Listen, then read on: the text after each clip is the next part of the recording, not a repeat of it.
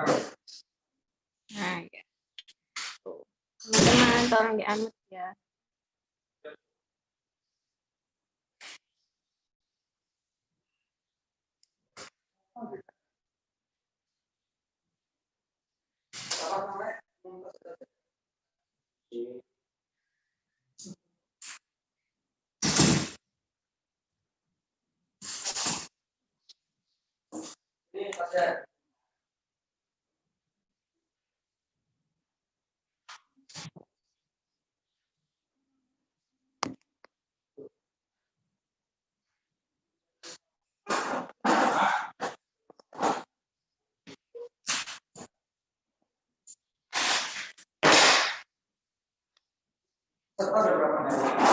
Lumayan kok. Ini dulu, Mas.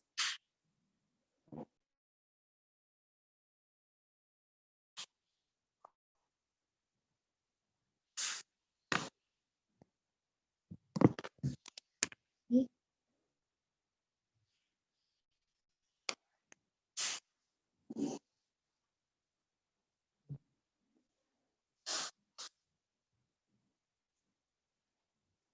Dua puluh satu.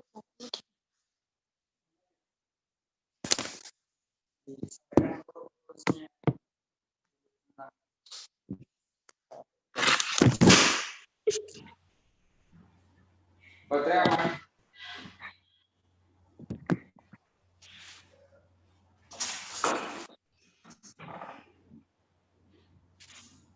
Ya.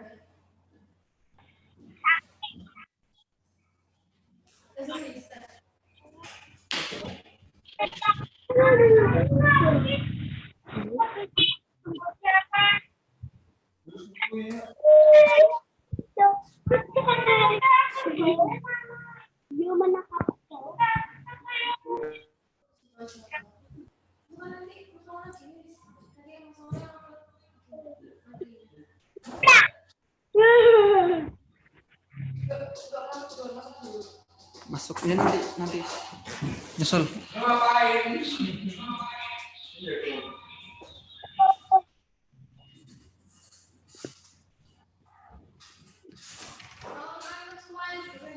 Ya.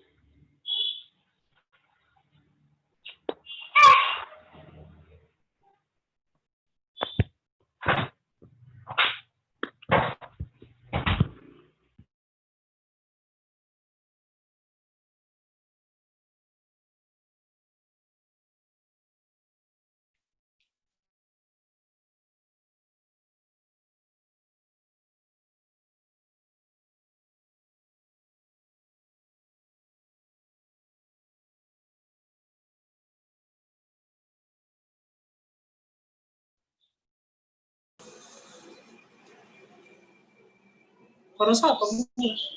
Gue wong akeh.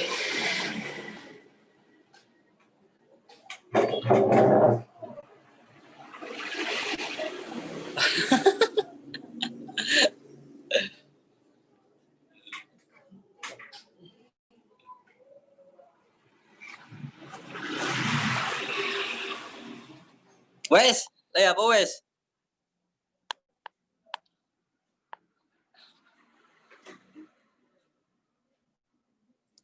Dan aku tak tahu apa yang terjadi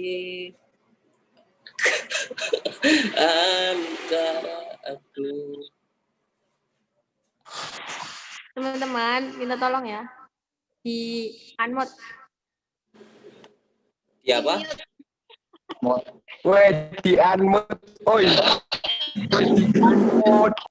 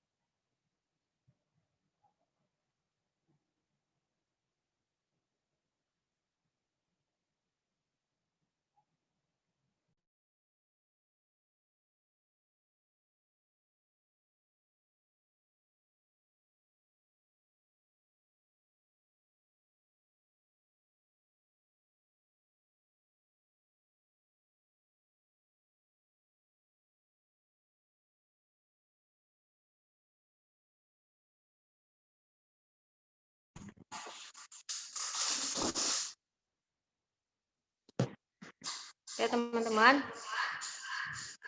pastikan semuanya sudah di Enmat. Langsung saja ya.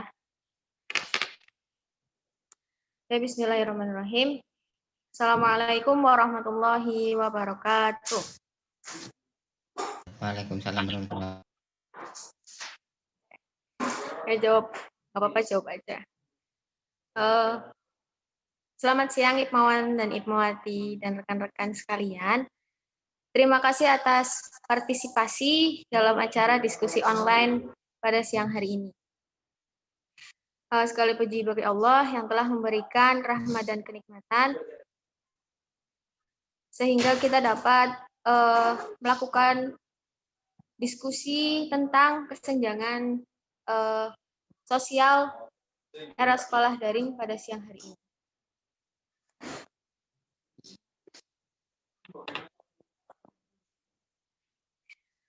Di acara diskusi kesenjangan sosial era sekolah daring ini, kita akan membahas tentang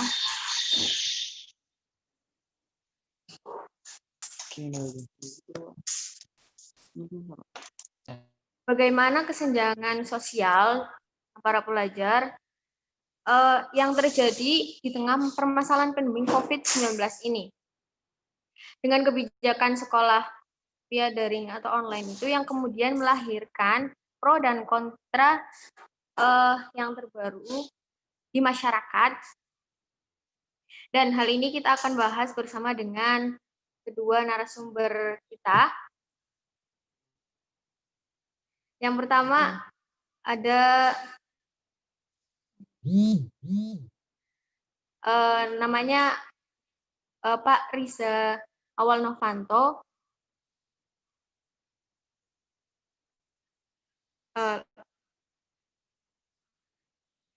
Sebentar.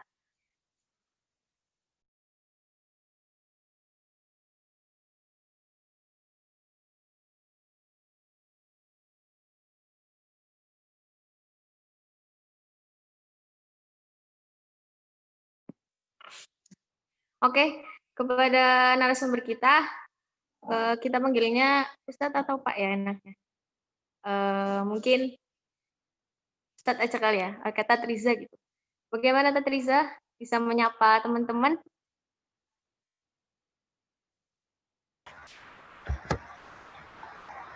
Baik, Assalamualaikum warahmatullahi wabarakatuh. Waalaikumsalam. Suara saya terdengar jelas nggak? Dengar, di sini dengar Ustadz. Keras ya? Iya. Beri komentarnya kalau misalkan kurang keras. Ya, mungkin bisa ditampilkan slide-nya, Mbak Nelly.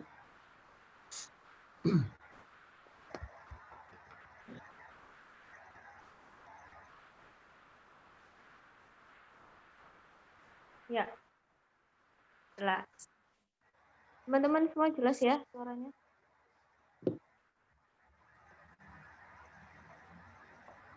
Slide-nya belum Mungkin sudah tampil. jelas Slide-nya belum tampil. slide-nya. Oke, saya mulai dulu. Assalamualaikum warahmatullahi wabarakatuh. Waalaikumsalam. Waalaikumsalam warahmatullahi Alhamdulillah, wabarakatuh. nahmaduhu wa nasta'inuhu wa nastaghfiruh. Waalaikumsalam warahmatullahi wabarakatuh. Alhamdulillah, nahmaduhu wa nasta'inuhu wa nastaghfiruh wa na'udzu billahi min syururi anfusina wa min sayyiati a'malina may yahdihillahu fala mudhillalah wa may yudhlil fala hadiyalah. Puji syukur kita kehadirat Allah Subhanahu wa taala yang telah memberikan kita kenikmatan rezeki, kenikmatan waktu, kenikmatan fisik, sehingga dari kenikmatan yang telah diberikan oleh Allah itu kita bisa mampu untuk hadir pada kesempatan diskusi pada siang hari ini yang diadakan oleh PDIPM Kabupaten Tegal.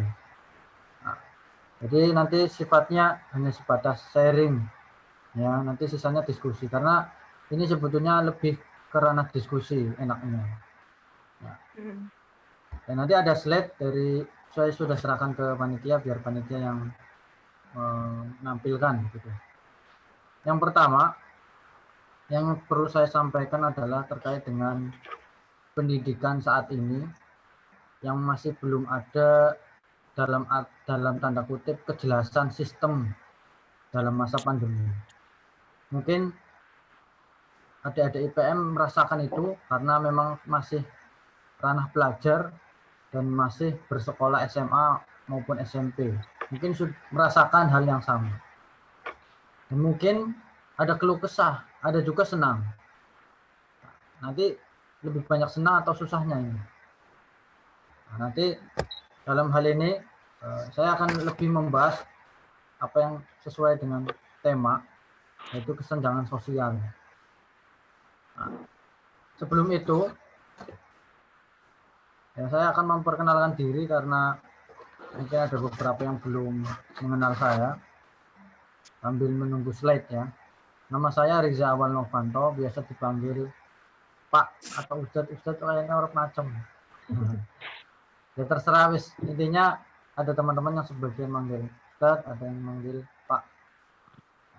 Saya berprofesi sebagai guru yang juga memiliki hobi menulis, kebetulan memiliki hobi menulis dan diamanahi sebagai direktur di Anak Literasi untuk Negeri Jawa Tengah.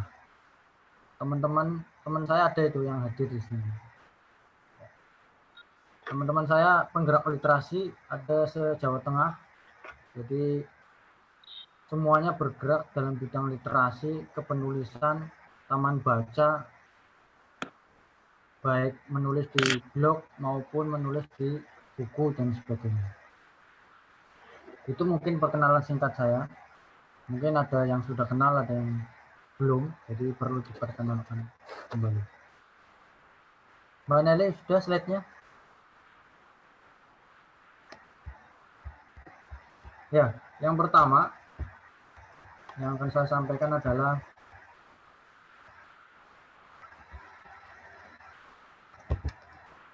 Ya, mohon maaf sebentar Pak Riza.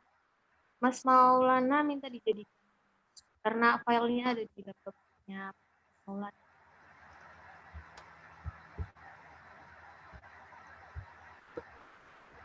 slide-nya belum ya? Iya, di Mas Maulana. Suara saya masih dengar kan? Ya, masih.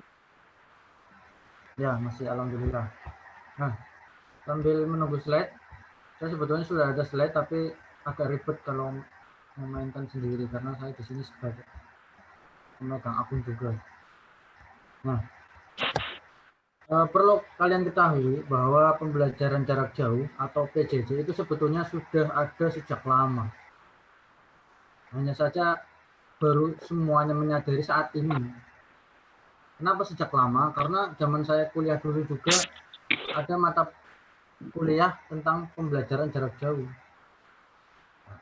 Kita bisa lihat implementasi contohnya dengan pembelajaran jarak jauh yaitu pada universitas terbuka. Nah, kita bisa lihat universitas terbuka itu universitas besar tanpa ada kampus yang kelihatan besar seperti kampus-kampus lain. Ya, mahasiswanya juga tersebar luas di penjuru Indonesia, bahkan dunia. Kenapa dunia? Karena ternyata mahasiswanya juga banyak yang ada di luar negeri, TKW, TKI. Itu mereka ternyata ada juga yang kuliah di UT. Tapi mereka masih posisi di luar negeri sebagai TKW, sebagai TKI.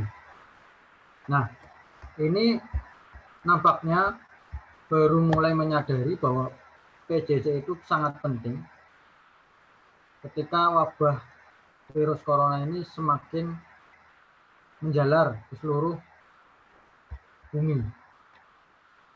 Ya, padahal konsep PJJ ini sebetulnya sudah ada sejak lama. Kalau mengikuti perkembangan zaman, memang PJJ ini mau nggak mau harus kita lakukan. Apalagi dengan kondisi saat ini, pembelajaran jarak jauh itu yang diterapkan saat ini berdampak kurang lebih kepada 45,3 juta pelajar dari SD, SMP, SMA, dan berjumlah 8 juta mahasiswa. Ini yang dampak dari pembelajaran jarak jauh. Kemudian selanjutnya adalah mengenai sektor pendidikan yang harus diperhatikan. Kenapa sektor pendidikan harus diperhatikan? Karena mau tidak mau pendidikan itu sangat penting. Mengabaikan sektor pendidikan di kala bencana adalah kelalaian fatal yang akan mengundang bencana baru di kemudian hari. Kenapa demikian? Karena inti dari generasi penerus bangsa itu ya dari pendidikan. Kalau semua dana dikerahkan kepada dana bencana lewat BNPB tanpa ada kucuran dana ke ranah atau sektor pendidikan, itu ya percuma. Orang semuanya akan sembuh dengan corona. Tapi masa depan anak bangsa itu bagaimana? Kalau kebiasaan online tidak efektif, lalu bagaimana pendidikan karakter akan tercapai? Bahkan sempat tersebar meme bolos era PJJ atau era pembelajaran jarak jauh itu lewat Zoom, terus semuanya di-mute dan videonya dimatikan. Nah, mungkin adik-adik semua sudah pernah melihat meme yang demikian itu. Itu artinya apa? Orang tua juga harus berperan di rumah. Nah, ini sebelum kita kesenjangan sosial, biar paham dulu PJJ itu seperti apa. Jadi orang tua itu ya tidak lepas tangan, karena bagaimanapun juga ketika pembelajaran jarak jauh itu hanya bersifat penjelasan ilmu lebih detail dari seorang guru secara online, itu saja sih. Bukan semata-mata untuk mengasih tugas, berbagai macam tugas, tumpuk-numpuk, akhirnya siswa merasa stres. Tapi di sisi lain, orang tua juga kadang berperan sebagai guru ketika di rumah.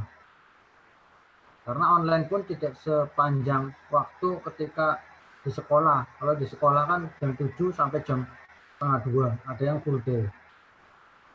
Nah, tapi kan kalau di rumah dengan model pembelajaran jarak jauh, itu nggak bisa online dari pagi sampai siang.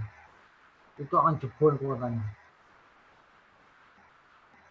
Ini yang perlu dipahami. Maka bagaimanapun juga kondisinya, saat apapun kondisinya, walaupun wabah tidak ada habisnya sampai saat ini masih ada, tapi tetap sektor pendidikan harus diperhatikan. Ini harus terus dievaluasi. Kemudian selanjutnya, ada perbedaan yang sangat mencolok ketika PJJ berlangsung. Contoh, ketika PJJ-nya ada yang menggunakan grup WA, kemudian orang tua harus melaporkan apakah anaknya sedang belajar atau tidak dengan menggunakan media foto, maka orang tua akan memfoto anaknya yang sedang belajar, kemudian dikirim ke grup WhatsApp. Itu yang biasanya sering dilakukan wali kelas. Nah, di situ nanti terlihat perbedaannya. Terlihat perbedaannya ketika melihat foto yang dikirim oleh wali murid. Kita bisa lihat di foto. Apakah di sekeliling anaknya itu fasilitasnya lengkap, mewah, kursinya lengkap, bagus, dan sebagainya, dibandingkan dengan foto yang satunya, yang hanya sekedarnya saja, bahkan lesehan dan sebagainya. Ini menandakan kesenjangan yang nyata ketika absen dalam bentuk kirim foto. Ya, syukur-syukur kirim fotonya itu japri guru atau wali kelas, jangan di grup. Tapi rata-rata orang tua tidak paham tentang itu. Maka ketika anak melihat foto temannya yang sedang belajar di rumahnya, anak kadang iri, kayak dua laptop, mejanya apik ya. Nah, itu kan menjadikan kesenjangan tersendiri. Dengan melihat foto tok, itu baru satu media, baru satu cara, baru satu metode, yaitu lewat media WhatsApp. Belum melalui media-media lain. Kemudian selanjutnya, kesenjangan sekolah daring itu ada 3. Nah, saya bagi 3. 3 poin penting. Yang pertama adalah kesenjangan sosial itu sendiri. Kesenjangan sosial kita lihat tadi seperti contoh antara membandingkan foto satu dengan foto yang lain yang telah dikirim oleh wali murid pada wali kelas, foto anaknya yang sedang belajar jarak jauh, itu baru satu media. Belum nanti dalam ranah sosial yang lain, misalkan kehabisan kuota, atau bahkan orang tuanya gaptek tidak bisa membantu anaknya yang kesusahan dalam teknologi pembelajaran jarak jauh. Ini juga jelas terlihat kesenjangannya. Nah, nanti ini dibahas lebih lanjut. Nah, kemudian yang kedua adalah kesenjangan intelektual. Kenapa kesenjangan intelektual? Karena kita lihat pasti, ini sudah pasti nih. Ketika anak itu kebiasaan ketika di sekolah itu tinggal menerima beres penjelasan dari guru, anak itu ketika pembelajaran jarak jauh dituntut untuk mandiri, mencari-cari informasi tentang ilmu-ilmu yang belum dia ketahui. Nah, disinilah siswa diuji. Ada yang ketika di sekolahan itu pinter banget, ketika di rumah pembelajaran jarak jauh, dia selalu mencari-cari di internet ilmu-ilmu baru. Di sisi lain,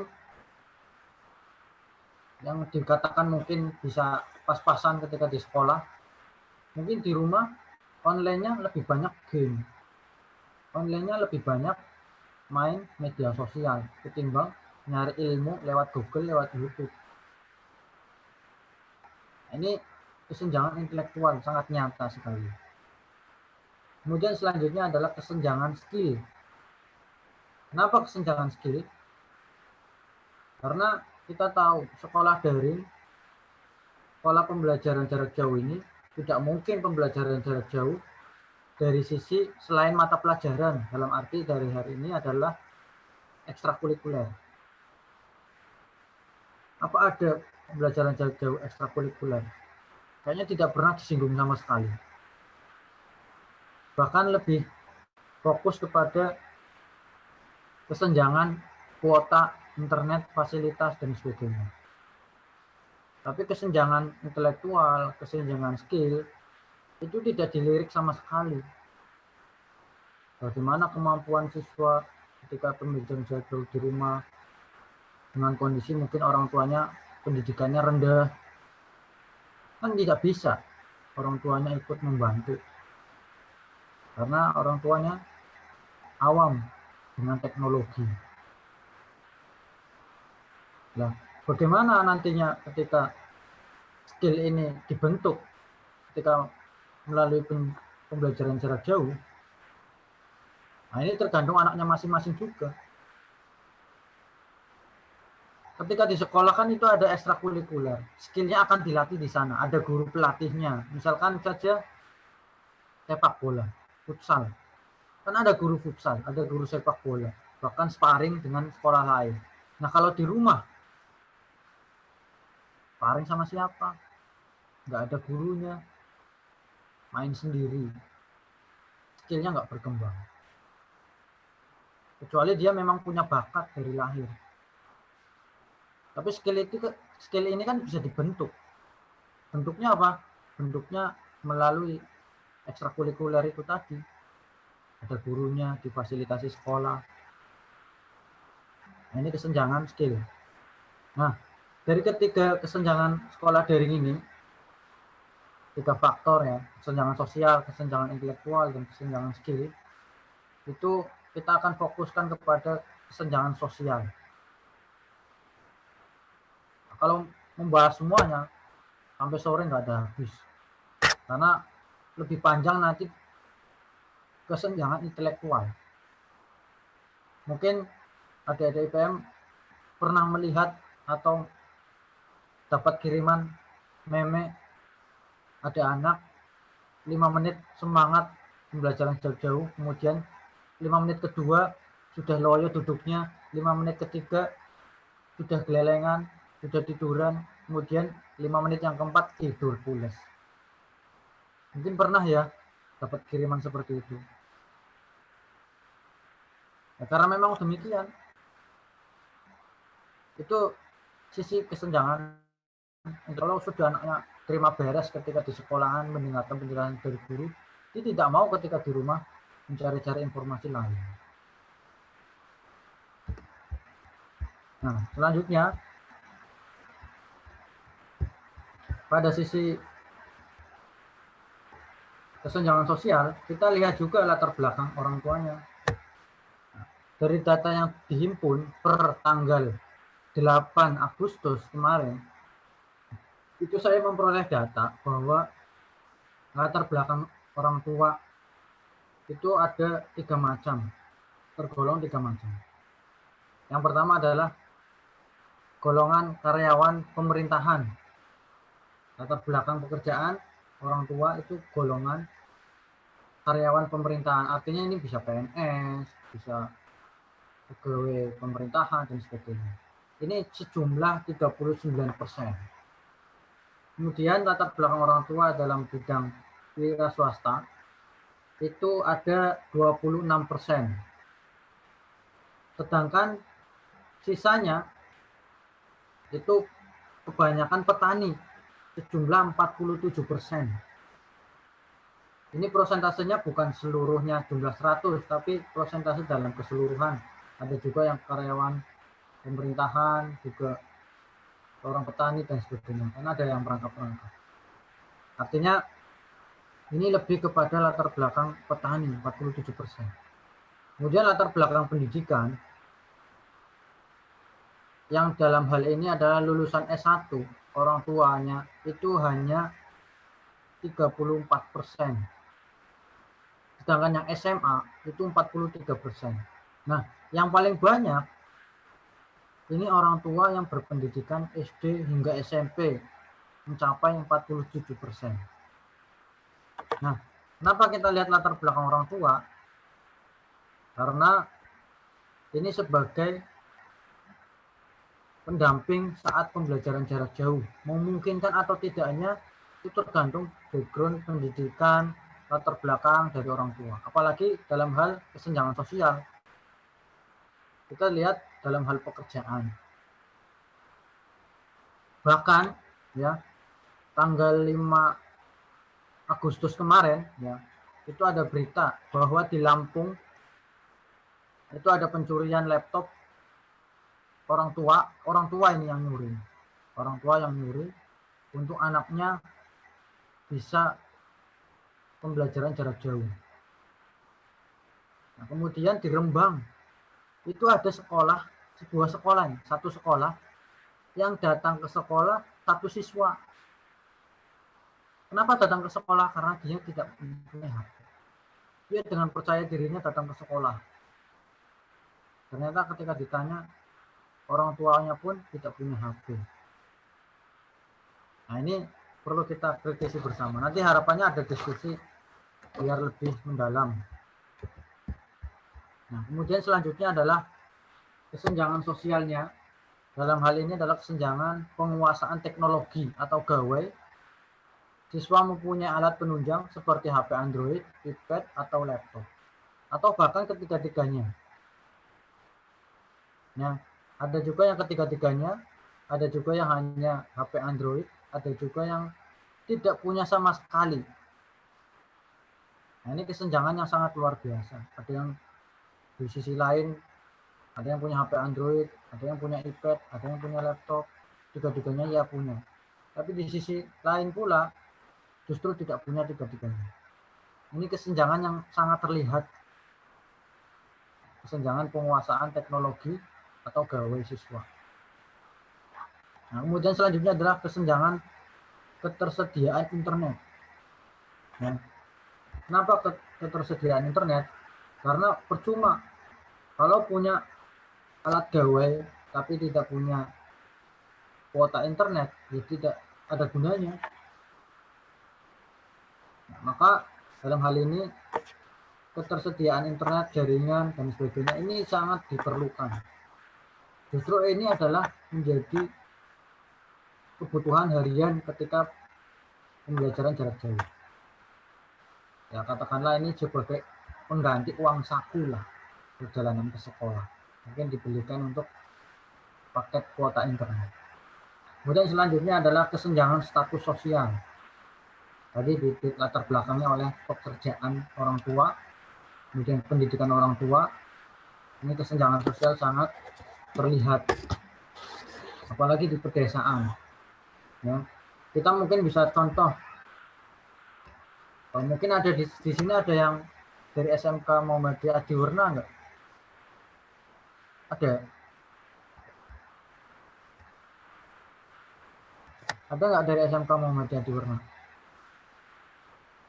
Nggak ada ya? Nah, mungkin tidak ikut di sini. Nah, mungkin teman-teman IPM tahu ya bahwa di SMK Muhammadiyah Adiwarna itu modelnya homeschooling. Homeschooling itu zona pembelajaran per beberapa titik. Ya, ada juga yang rumahnya dituturi dikumpulkan jadi satu. Yang rumahnya Adiwarna dikumpulkan menjadi satu. Yang rumahnya di Talang dikumpulkan menjadi satu. Intinya di situ mengurangi kerumunan yang terlalu banyak. Yang kedua, untuk efektivitas penunjang pembelajaran. Jadi gurunya yang keliling, siswanya diam berkumpul saja. Nah, paling tidak nyampe 10, bisa 5 sampai 7 anak. Nanti gurunya yang keliling terjadwal. Mungkin kalau di sini ada yang SMK Muhammadiyah Adiwarna bisa sharing gitu, biar teman-teman yang di sini bisa tahu detail seperti apa. Yang jelas konsepnya hampir sama dengan homeschooling. Kemudian selanjutnya adalah kesenjangan kemampuan IT.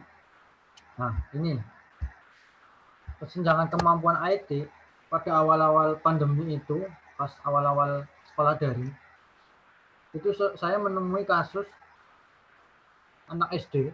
Ya. Anak SD tugasnya online disuruh buat email.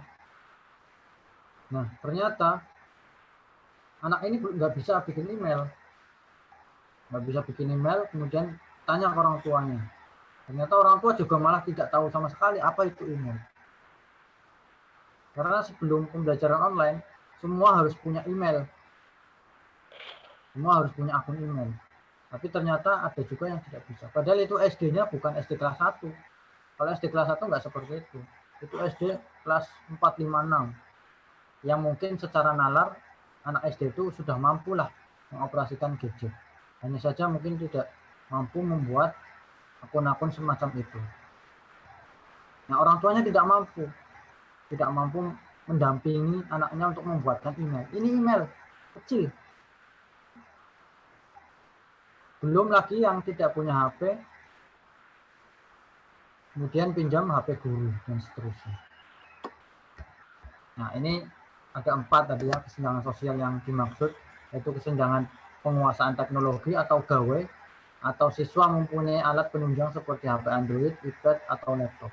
Kemudian selanjutnya kesenjangan ketersediaan internet, kemudian kesenjangan status sosial, kemudian kesenjangan kemampuan IT. Nah, mungkin ini sebagai pengantar ya. Sebetulnya masih banyak karena ini sudah dikode ya selesai. Ini selanjutnya ada sharing mungkin dari teman-teman yang masih belajar ya, jadi yang masih belajar bisa sharing karena saya sebagai guru mungkin ada yang juga sebagai siswa, intinya gitu. Biar nanti kita sinkron, syukur-syukur hasil diskusi ini itu bisa kita tulis dan kita usulkan mungkin ke Didasmen atau mungkin ke lembaga-lembaga terkait agar kebijakan minimal di Kabupaten Tegal itu bisa menyesuaikan dengan kondisi, situasi, perekonomian, keluarganya, status sosial, dan sebagainya. Mungkin itu pengantar. Ini pengantar ya. Diskusinya masih panjang ini. Pengantar. Terima kasih. Assalamualaikum warahmatullahi wabarakatuh. Waalaikumsalam warahmatullahi wabarakatuh. Oke, terima kasih. Mungkin Pak atau Ustadz ya, ya sama Pak Rizra atas penyampaiannya tadi. Nah, ini baru tadi katanya pengantar ya. Masih ada nih selanjutnya dari narasumber yang kedua. Nah, mohon maaf nih kemarin di pamflet kita infokan narasumber yaitu dari Hikmawati Nabila Shinda, tapi karena ada suatu hal akhirnya kita ganti dengan narasumber lainnya dan yang sama-sama pelajar juga. Nah, kita di sini tuh mau namanya Hikmawan Azizi Mumtaza. Nah, dia itu Hikmawan ini tuh dari PC IPM Margasari. Nah, untuk perkenalan yang lebih lanjut nanti langsung aja sama Hikmawan Taza ya, kita panggil Hikmawan Taza, kepadanya dipersilahkan. Cek.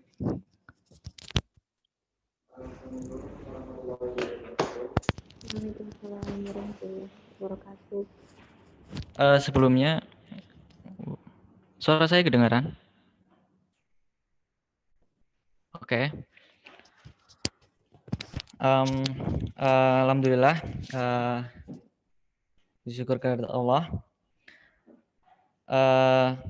Kita masih bisa dipertemukan kembali walaupun dalam keadaan terpisah-pisah jarak di dalam aplikasi Zoom di dalam media HP dengan tema acara pada siang hari ini, kesenjangan sosial di era pembelajaran jarak jauh atau sekolah daring. Ya, perkenalkan mungkin teman-teman aja yang belum tahu saya. Nama saya Azizi Mumtaza. Saya berasal dari Paku Laut, Kecamatan Margasari. Saya di Margasari jadi Ketua Umum PCIPM. Jadi kemarin harusnya Mbak Nabila, berhubung Mbak Nabila ada halangan, jadi Mbak Nabila minta saya yang jadi narasumber. Oke, langsung saja. Di dalam pembelajaran jarak jauh ataupun sekolah daring itu kalau dalam ilmu sosial namanya termasuk perubahan sosial. Jadi perubahan sosial ini di masa pandemi itu tidak direncanakan sehingga membuat semua aspek kehidupan itu harus harus berimprovisasi gitu, termasuk pendidikan. Nah, di dalam pendidikan termasuk saya belajar itu saya merasakan betapa merasakan culture shock. Jadi sebelumnya itu saya tidak tahu bakal seperti ini.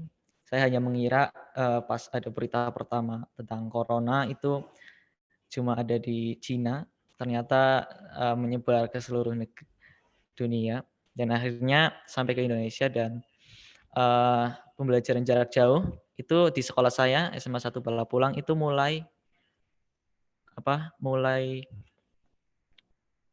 semester 2 saya kelas 11. Jadi tahun pelajaran 2018-2019 pas waktu itu saya ada ujian dan ujiannya online. Nah, karena ujian online itu teman-teman saya itu kadang ada yang licik ya. Terus mereka pada searching di Google dan segala macam. Pasti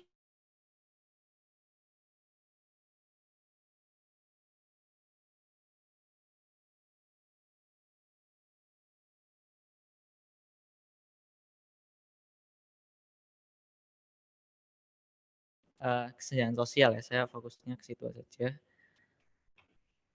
Awal mulanya kita itu tidak siap akan pembelajaran jarak jauh karena dari negara kita sendiri itu belum siap menerima perubahan yang seperti ini. Kita contohkan negara lain, misal Amerika atau Jepang dan lain-lain.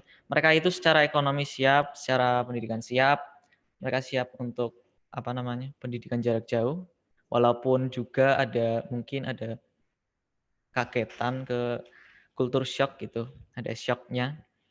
Tetapi mereka sudah siap. Tapi Indonesia itu berbeda. Indonesia itu menurut saya kurang gitu, kurang dalam mempersiapkan hal segala macam seperti pendidikan seperti ini, kurikulum,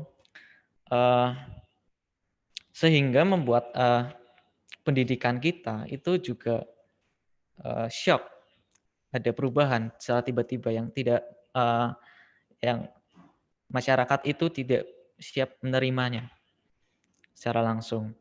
Nah, dalam pembelajaran jarak jauh ini yang saya amati itu ada tiga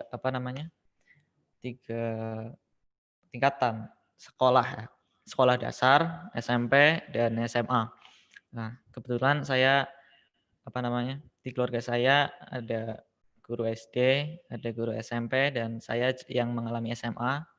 Jadi mungkin agak mungkin lebih jelas lagi ya. Masalah di SD itu rata-rata fasilitas di kesenjangannya itu di dalam fasilitas dan orang tua sebagai pembimbing. Nah, di dalam fasilitas tentunya kalau kita asumsikan anak SD itu fasilitas berupa smart device ataupun hal yang mendukung smart device itu 50% itu paling tidak nggak punya. Nah, kalau di kota beda lagi. Kita kan di negara Indonesia kan lebih banyak lebih sedikit kotanya gitu. Nah, di daerah seperti kita itu fasilitas ataupun kemampuan ekonomi masyarakat kita itu kurang kurang memadai. Nah, di sisi lain orang tua murid atau siswa itu kiranya ada, kalau di sosiologi namanya itu kultur lag, ya, lag. Jadi ada perubahan yang diterima masyarakat, namun harus namun diterima secara lambat, tidak secara langsung cepat dan tanggap.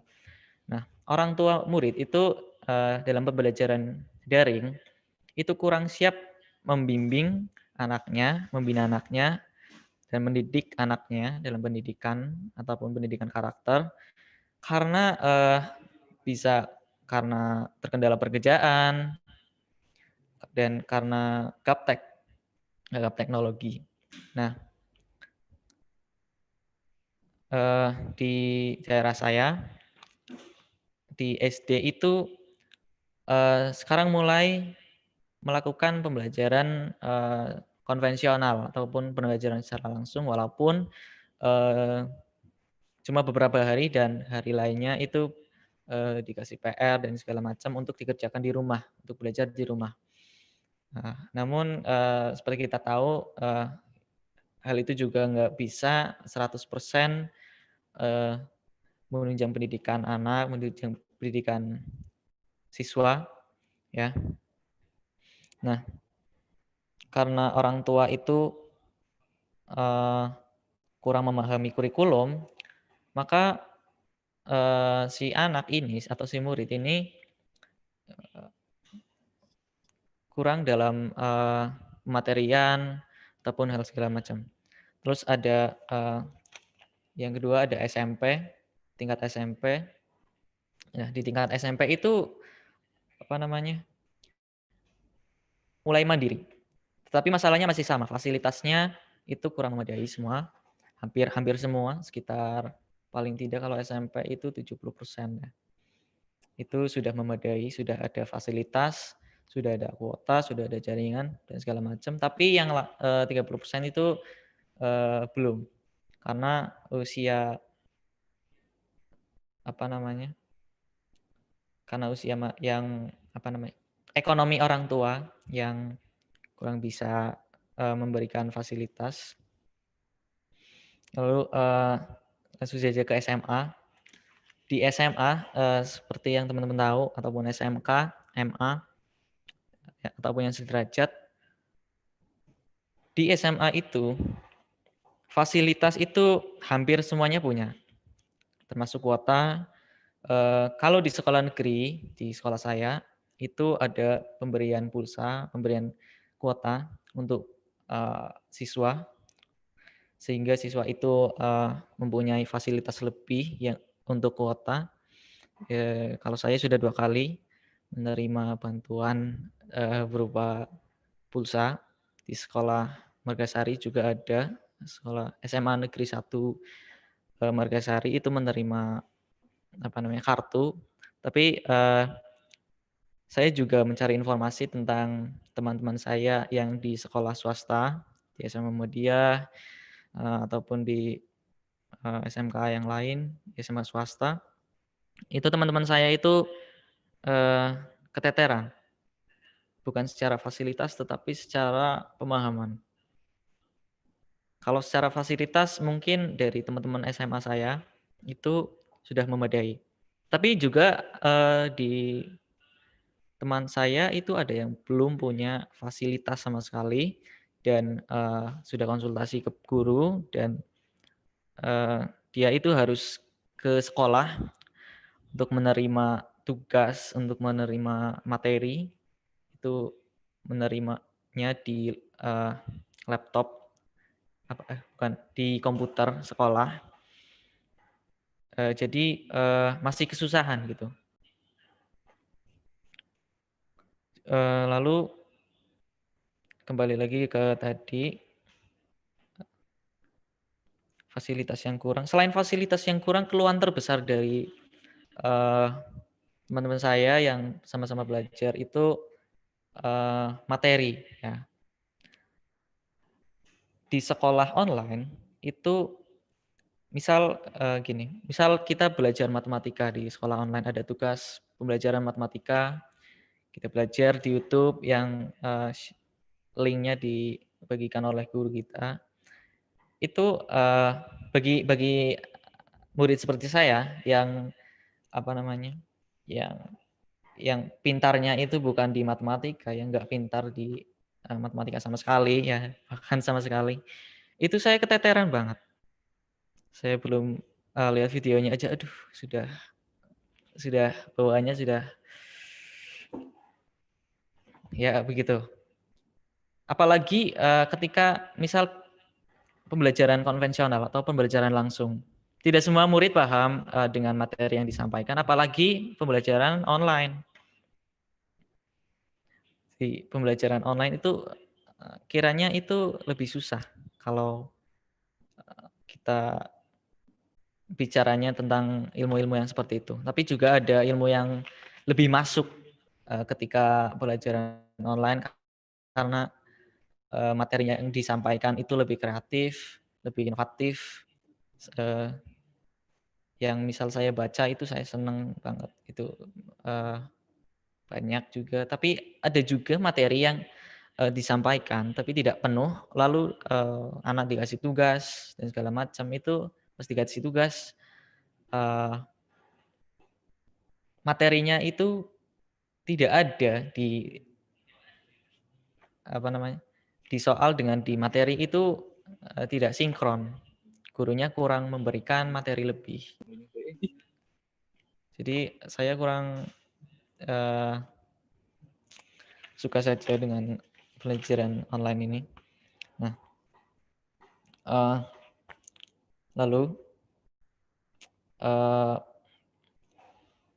bagaimana dengan anak-anak yang pendidikan karakter, dengan pembelajaran pendidikan karakter dan pembelajaran ekstra, itu juga lebih susah menurut saya. Saya itu di sekolah itu masih jadi ketua ekstra ya. Saya kebetulan ikut ekstra kurikuler musik. Ya.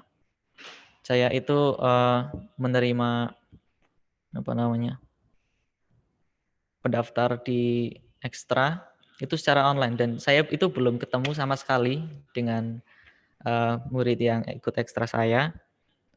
Dan saya diarahkan guru untuk pembelajaran ekstra secara online karena ini musik itu ranahnya bisa belajar di YouTube dan segala macam. Tapi kalau yang lain seperti yang di Pak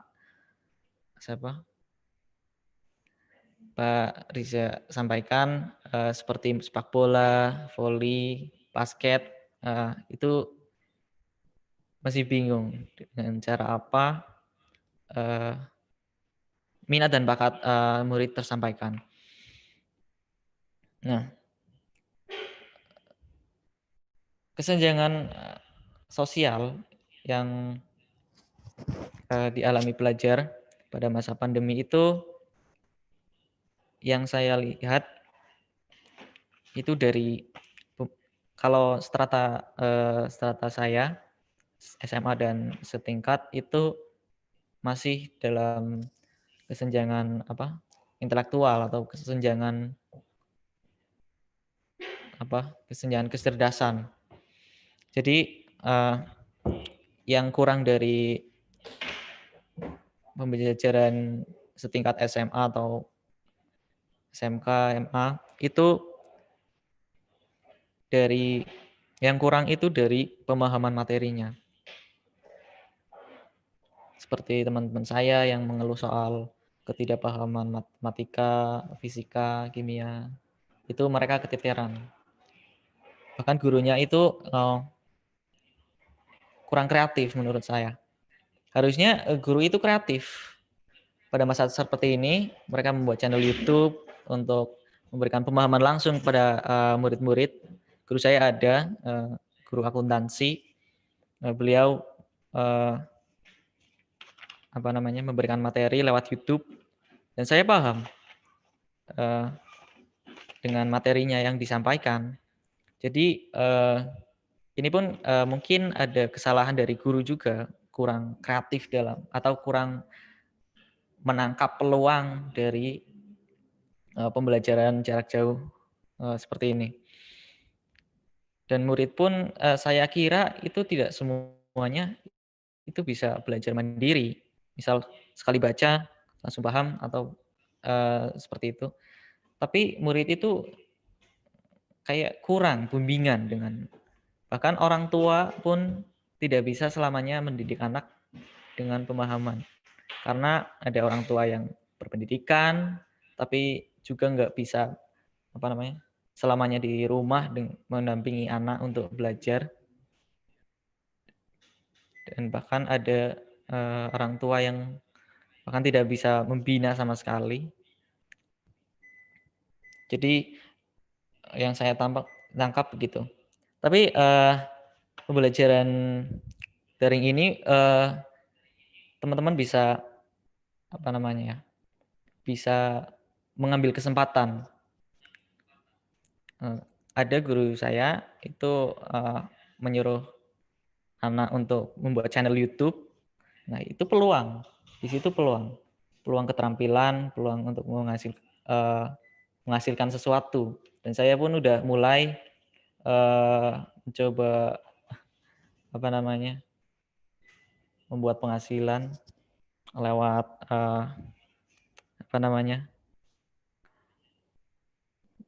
tanaman hidroponik. Ya, saya mulai belajar itu untuk ban serep ketika saya lulus. Dan saya di rumah itu meningkatkan skill saya dan segala macam.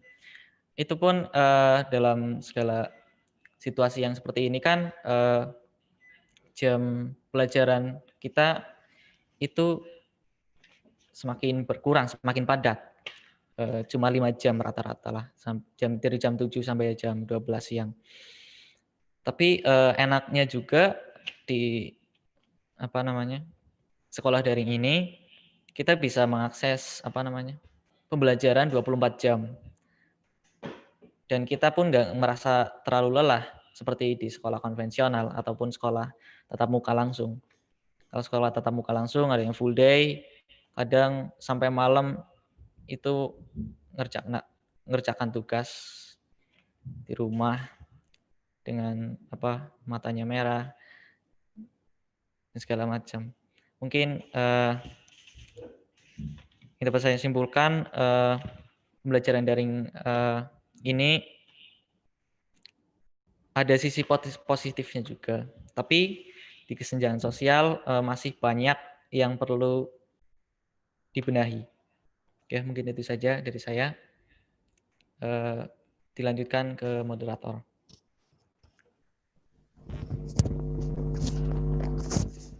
Ya, terima kasih kepada Ipmawan Taza yang telah menyampaikan mungkin di lapangan itu seperti apa gitu, maksudnya sebagai pelajar yang merasakan bagaimana sih efek dari sekolah daring yang sedang dialami oleh Ipmawan Mumtazah ini. Mungkin teman-teman yang lain juga pasti mengalami hal yang berbeda-beda. Itu versi ceritanya Ipmawan Taza, tapi mungkin teman-teman punya versi cerita lain. Nah, selanjutnya kita langsung buka sesi tanya jawab aja ya. Untuk sesi tanya jawab, silakan bisa lewat chat. Kita buka tiga pertanyaan ya. Silakan. Ada itu dari Andika. Sebentar.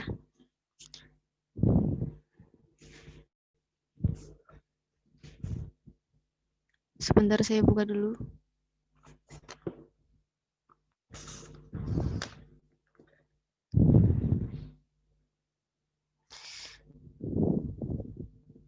Oke, ini ada pertanyaan dari Ipmawan Handika. Kepada siapa Ipmawan Handika? Ditunjukkan kepada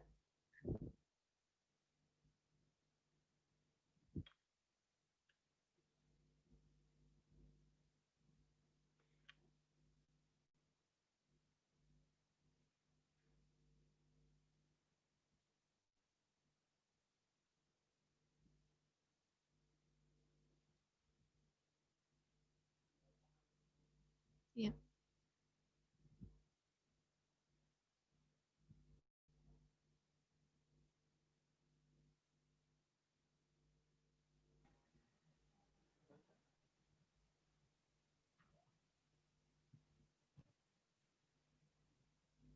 Ditunjukkan ke Mas Riza, ke Pak Riza. Maaf, lupa tadi. Oke, ditunjukkan kepada Pak Risa ya. Oke, boleh saya langsung jawab atau gimana? Iya, boleh. Silahkan. Maaf, maaf. Kepada Ustaz Risa silahkan untuk menjawab pertanyaan. Kemarin, ya pertanyaan saya sudah baca ya. Nanti yang lain nggak perlu dibacakan, baca sendiri. Kemarin tanggal berapa itu, beberapa hari yang lalu, itu beberapa menteri pemerintahan mulai dari BNPB, Kesehatan, Kementerian Agama, Pendidikan, kemudian Menko PMK itu sudah mensosialisasikan dengan mendiskusikan melalui Zoom juga. Walaupun saya tidak ikut, tapi saya sempat share atau cari di YouTube. Itu saya nemu bahwa intinya itu sebetulnya ada 3 kurikulum alternatif. Yang pertama adalah kurikulum 2013 yang sudah ada, tapi dimodifikasi sesuai dengan kondisi yang ada. Artinya tetap acuannya dengan kurikulum 2013, hanya saja pencapaiannya, standar pencapaiannya itu diminimalisir. Kemudian yang kedua adalah kurikulum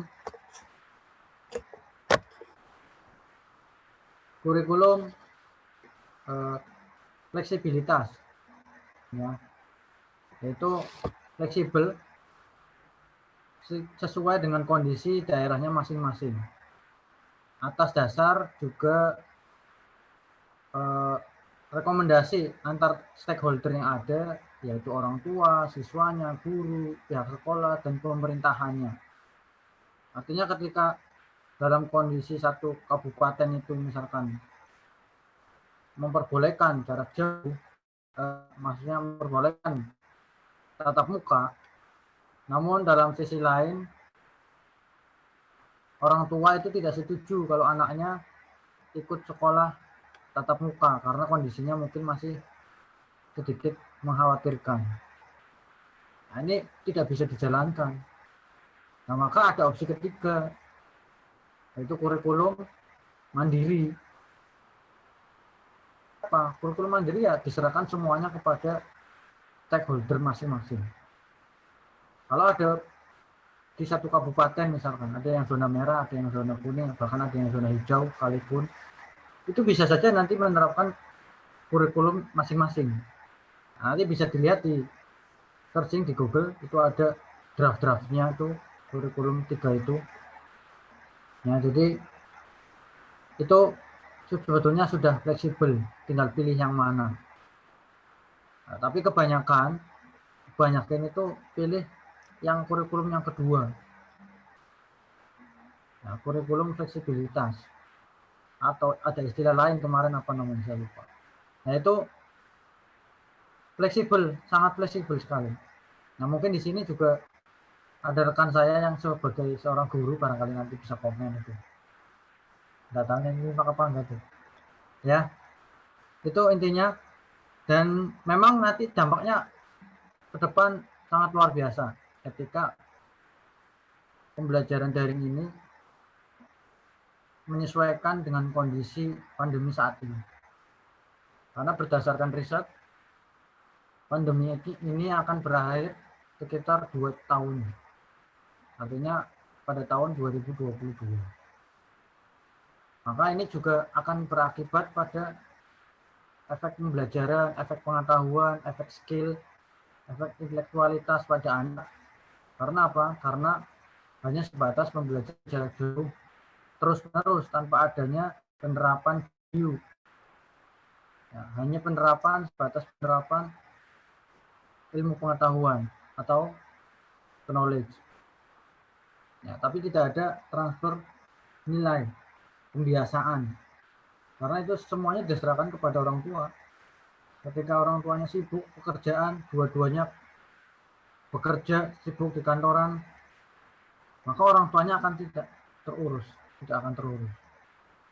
Maka ini akan menjadi mental apa ya, kalau dalam bahasa Tegal mungkin mental mubailah. Yang penting dalam hal ini adalah penilaian dari guru tetap berjalan dan pasti dimudahkan dalam hal nilai terutama ya. Karena memang kondisinya saat ini guru pun tidak bisa menjustis atau memaksakan kehendak seorang siswa harus seperti ini. Karena memang lebih banyak di rumah. Pembelajaran daring hanya beberapa jam. Kalau di Tegal itu ada beberapa yang memang satu siswa berangkat seminggu 2 kali. Dan itu pun sampai maksimal setengah 11 jam 11 itu. Nggak sampai zuhur. Nah, bagaimana pendidikan karakternya ketika nggak sampai zuhur? Biasanya kan pendidikan karakter dari pembiasaan sholat zuhur berjamaah, kemudian ada petugas kultum dari siswa, kemudian ada pembinaan dari guru, ceramah, dan sebagainya. Nah, kalau nggak ada seperti itu, bagaimana pendidikan karakternya? Ini juga perlu diperhatikan. Nah, maka saya pribadi berpesan kepada teman-teman IPM, terutama yang di cabang, kalau bisa berperan, ambil peran di sana, ambil peran di setiap cabang masing-masing. Karena setiap kecamatan itu kategori zonanya beda-beda, maka strateginya juga beda-beda. Mungkin setiap cabang bisa memfasilitasi taman baca. Nah, taman baca itu fungsinya untuk belajar bersama di situ, untuk belajar bersama di situ. Uangnya dari mana? Proposal. Ya. Minta ke bapak-bapak Muhammadiyah, Pemuda, NA banyak untuk belikan fasilitas WiFi untuk ditaruh di taman baca yang dikelola oleh cabang masing-masing. Nah, di situ nanti kelompok bersama bareng. Walaupun tetap jaga jarak dan tetap patuhi protokol kesehatan. Itu mungkin bisa menjadi solusi di Kabupaten Tegal terutama, karena memang zonanya beda-beda. Ya, beberapa waktu lalu di Talang sendiri itu zonanya merah karena diapit atau bahkan di dalamnya itu ada 2 yang positif waktu itu. Tapi sekarang sudah hijau karena sudah tidak ada lagi, karena sudah sembuh.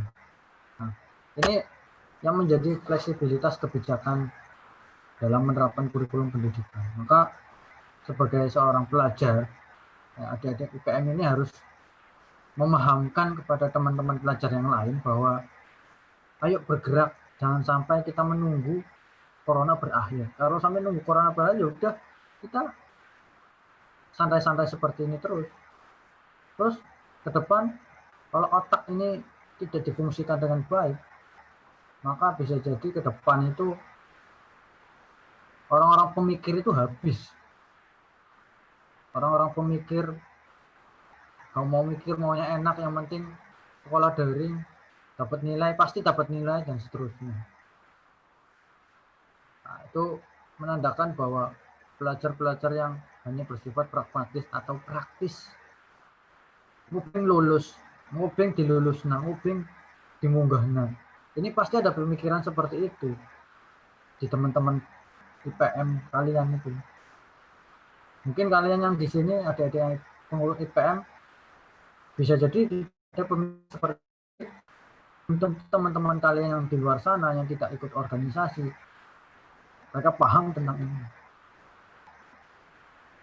Nah, maka kita sudah diberi anugerah oleh Allah, otak harus difungsikan dengan baik. Jangan dianggurin terlalu lama. Nah, kalau pisau aja dianggurin terlalu lama, hanya praktis-praktisnya aja, wes ketul. Diasah maning angel tiengen. Apalagi otak. Nah, ini perlu pengkajian lebih mendalam ya terkait ini. Mungkin dalam sisi psikologi, dalam sisi kesehatan, bagaimana otak terlalu nganggur terlalu lama. Ya. Mungkin itu dari saya. Kemudian ini ada lagi solusi pembelajaran apa yang tepat di tengah pandemi sekarang. Sedangkan anak SD, SMP masih belajar tentang teknologi. Nah, itu. Nah, ini tadi kembali ke usulan saya tadi, bukan usulan, ini pendapat saya pribadi. Barangkali nanti bisa berperan di sana. Syukur-syukur yang sudah punya komunitas taman baca bagi pelajar. Ini kan pelajar kan itu ya identik dengan pena, ya, menulis, literasi dan sebagainya. Itu lingkupannya ya cuma itu aja, pelajar itu. Maka bagaimana seharusnya IPM hadir memfasilitasi, ikut membantu negara, ikut mengayomi teman-teman IPM yang lain, bahkan yang bukan IPM pun ikut diayomi, agar apa? Agar merasakan keberadaan IPM itu di kecamatan itu ada. Itu bisa itu. Syukur-syukur di ranting itu juga ada. Nah, nanti kapan waktunya bisa dijadwalkan. Belajar bersama, ayo daring bersama di sini, di taman baca ini. Tetap dijadwal dan patuhi protokol kesehatan. Saya yakin Bapak-bapak Muhammadiyah pasti mendukung. Ya, pasti mendukung. Syukur-syukur ada yang pengurus atau bapak-bapak Muhammadiyah yang relawan sudah ada wifi di rumahnya, terus rumahnya untuk sukarela dibuka taman baca dadakan, nggak apa-apa, taman baca dadakan istilahnya gitu, karena belum ada. Nah, nanti bisa teman-teman IPM yang lain diajak untuk mengumpulkan buku koleksi, ditaruh di situ untuk jadi taman baca dadakan. Ini menjadi ya istilahnya salah satu solusi lah, bukan solusi terbaik tapi mungkin salah satu solusi biar keberadaan IPM juga dirasakan oleh banyak orang. Saya yakin di luar sana masih banyak yang kekurangan kuota. Ya. Kalau di rumah saya ini ada wifi, kalau anak-anak kesini silakan, dan nyatanya ramai. Tapi yaitu kapasitas jaringannya tidak terlalu lancar, jadi ketika terlalu banyak siswa yang lelet. Ya. Nah, seperti contoh ini, beberapa waktu lalu juga sempat dilirik itu di desa mana itu, di daerah Semarang, kalau nggak salah desa Sepakung, itu pemerintah desanya menyediakan wifi setiap RW 1. Setiap RW 1 dan jangkauan sinyalnya sampai ke RT-RT. Itu bahkan sampai dilirik ke tingkat nasional. Nah, bahkan akan kemarin sempat akan diterapkan di satu kota Semarang waktu itu kayaknya. Nggak tahu sekarang kabarnya gimana. Nah, itu membuat fasilitas pengadaan wifi dari dana desa. Satu RW satu pemancar sinyal. Jadi memancar ke penjuru RT-RT, semuanya ikut merasakan. Nah, tetap di situ ada pengendali biar situs-situs tertentu tidak bisa diakses. Itu kan justru kita juga bisa mengendalikan itu. Kalau anak-anak dibebaskan wifi-nan misalkan di warung di mana gitu, saya yakin di warung-warung yang ada wifi-nya penyediaan walaupun berbayar itu tidak dibatasi, bahkan bebas mungkin. Nah, tapi alhamdulillah akhir-akhir ini banyak juga warung-warung kecil menyediakan wifi gratis untuk para anak-anak sekolah. Sudah banyak sekarang. Tapi memang belum menyeluruh dan belum banyak yang merasakan wifi yang bersifat gratis seperti itu. Nah, mungkin solusi dari yang anak SD SMP seperti itu. Ada lagi nggak nih? Udah ya, cukup ya. Tidak ada. Barangkali ada tambahan dari Mas Taza. Ya, silakan Mas Taza, barangkali ada sharing tambahan. Mungkin itu dari saya. Terima kasih. Ya, terima kasih kepada Ustadz Risa yang telah menyampaikan pembahasan pada siang hari ini dan tadi telah menjawab pertanyaan-pertanyaan dari teman-teman. Terima kasih banyak. Bagaimana Mawon Taza, ada yang mau ditambahkan?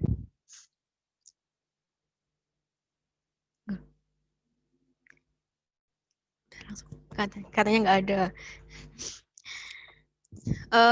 Mau langsung ditutup atau ada yang mau ditanyakan kepada Ibu Mawantaza mungkin?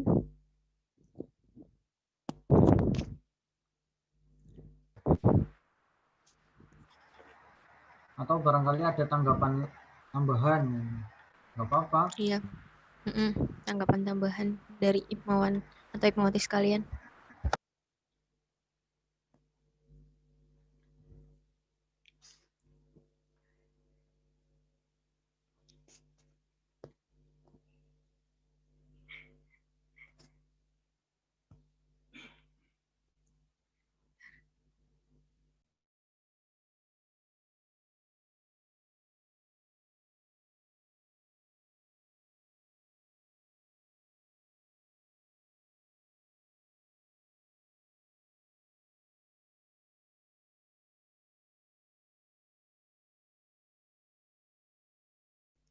Oke.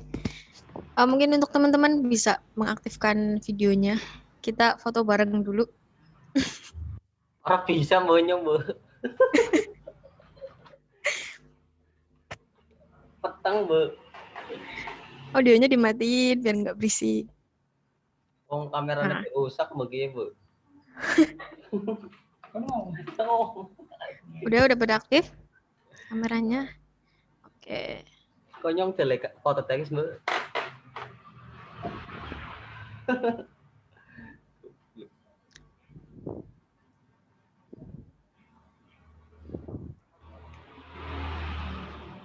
Ri aja kuyonan Ri. Udah? Action. Ri aja kuyonan Ri. 1, 2, 3. Kayak di screenshot antum. Videonya dibuka semua. IPM Jaya. Jaya. Jaya melanggar hukum. Ulangi. Menjadi Ayo bareng-bareng. Videonya dibuka semua. Nggak bisa, Tut. Saya, Tut. Kameranya rusak, Tut. Adikku melanggar